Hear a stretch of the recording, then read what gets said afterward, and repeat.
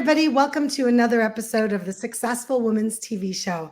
My name is Galit Ventura-Rosen. I am co-founder of Everyday Woman TV and a professional speaker.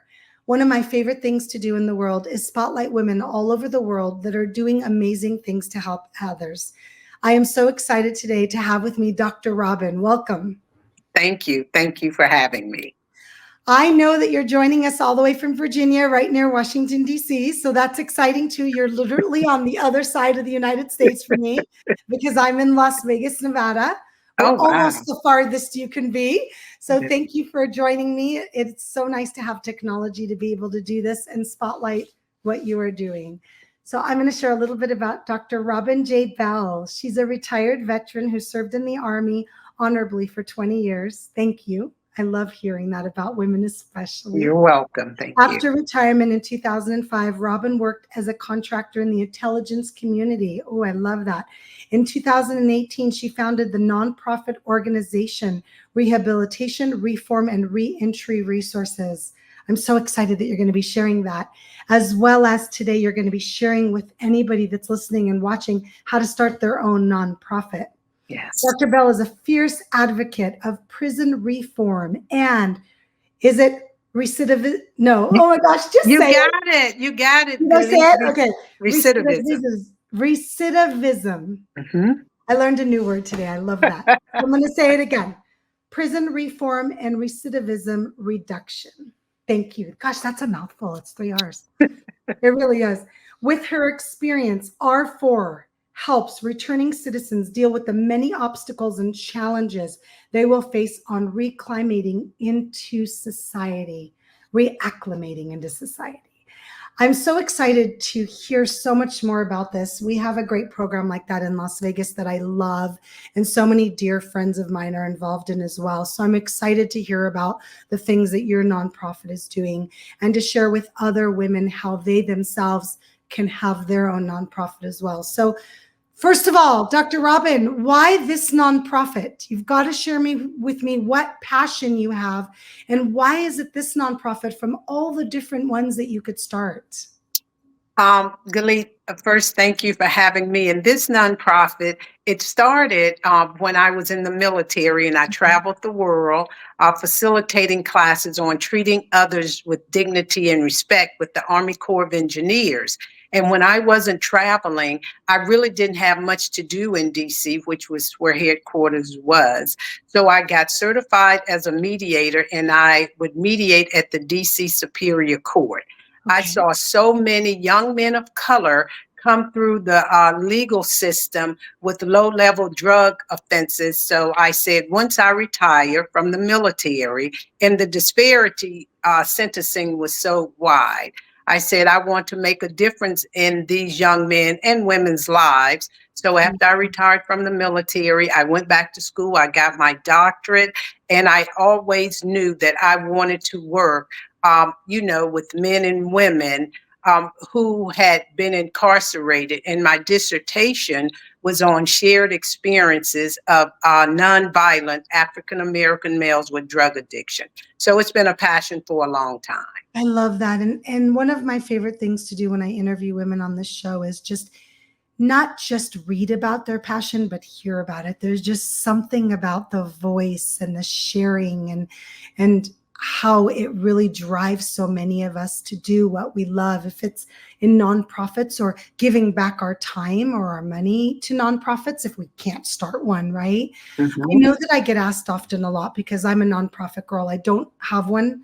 I love to be involved in other people's nonprofits, and I have been my entire life.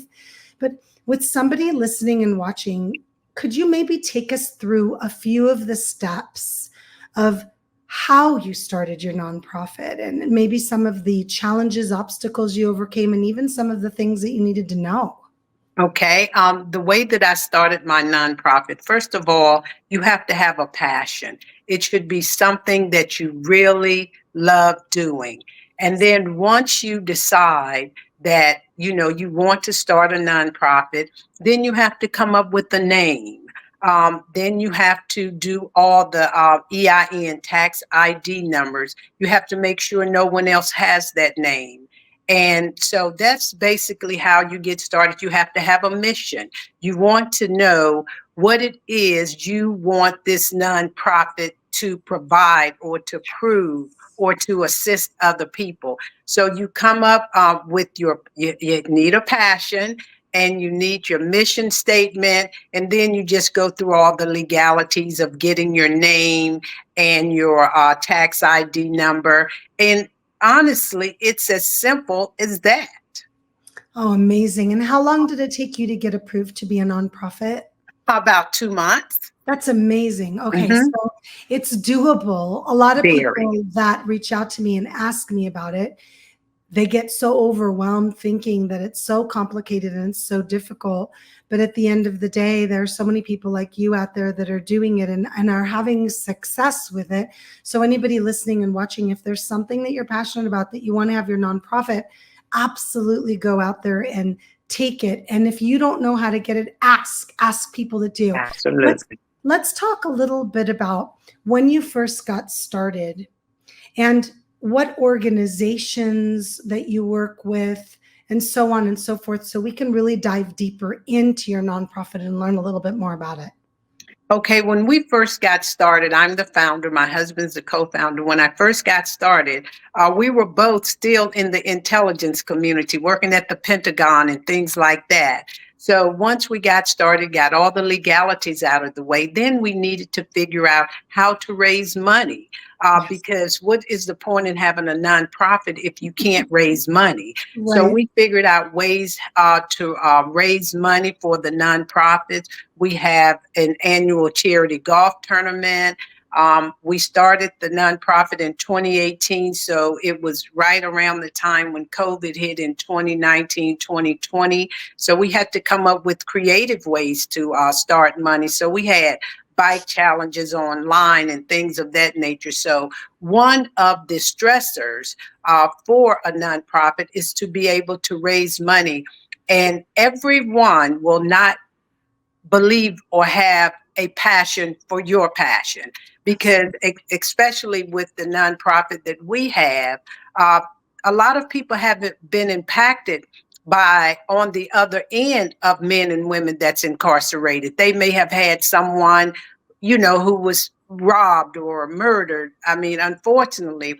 So you Yes. just have to, be very careful how you approach people, because everybody is not passionate about what you are, and everyone, don't want to participate.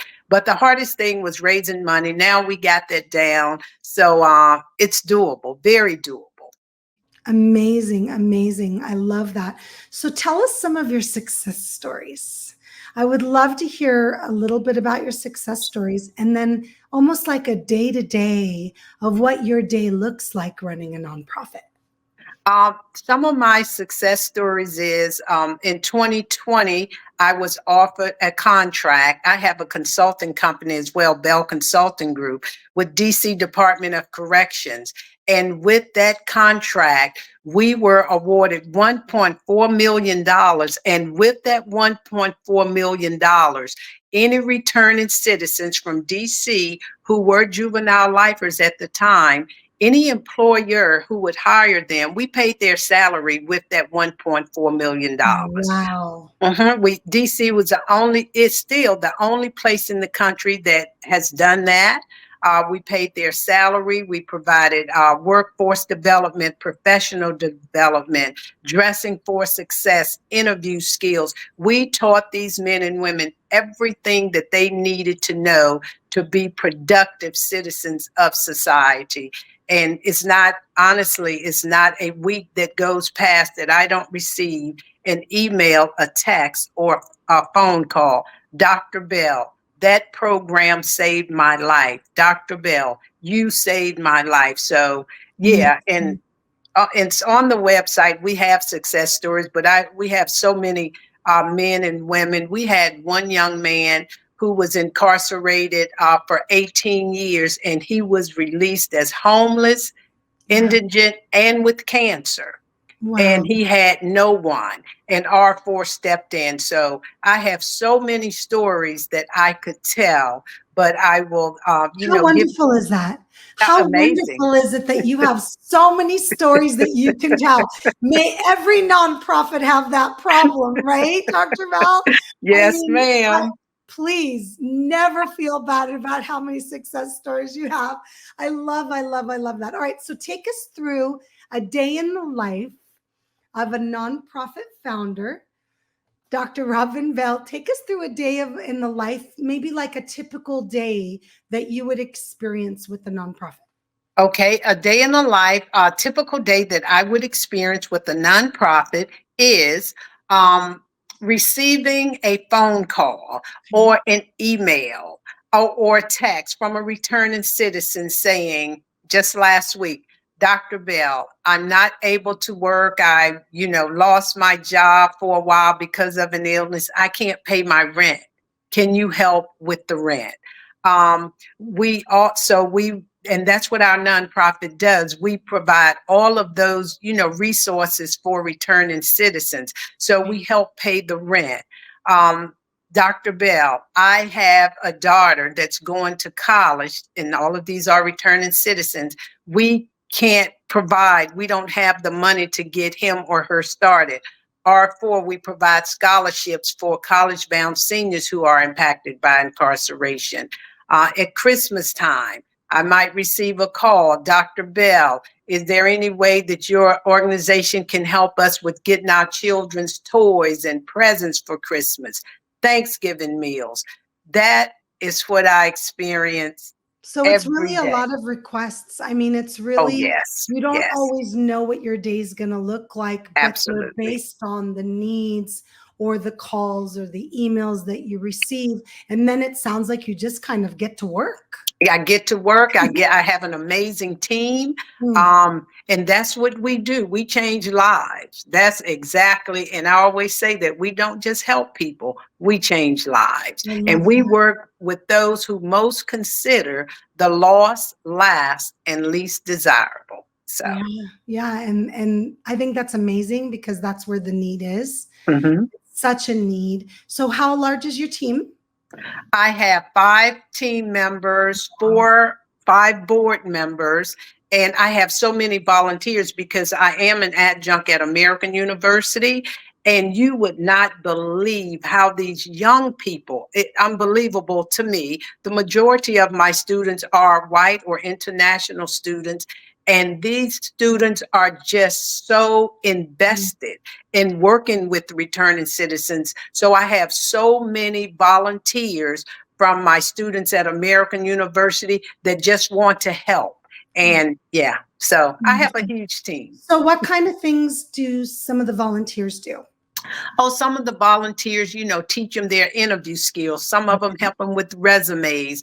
Some of them teach them how to ride the metro. Some of them, just help them just whatever the things that they need, how to write a book. We have a couple of returning citizens that wanted to write a book. The students would help edit the book, and documentaries, they would help him with that. Amazing. My last semester, I actually had the entire semester, the students did a documentary with returning citizens who were juvenile lifers, and I brought in the juvenile lifers, and they were amazing. The Amazing. documentaries were amazing. I love that you give people the opportunity to really be hands-on and they're making such a difference. It sounds like these volunteers are also very passionate and really Very. enjoy what they're doing. All right, so Yes. tell everybody how they can learn more about what you do, your services, even your consulting firm, but please share a little bit about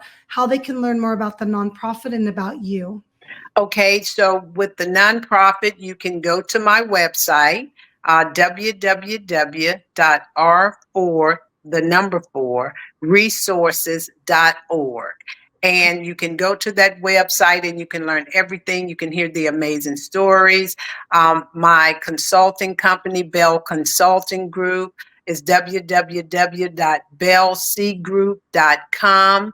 And you can learn with the consultant firm as well. We do a lot of work with local, state, and federal prisons and institutions that, house returning citizens. So both of my organizations, do mostly the same thing. So Yeah, they you work can, hand in hand. It makes a lot of sense because you can offer these services and this consulting, as well as then you can help the people that are coming back into the community.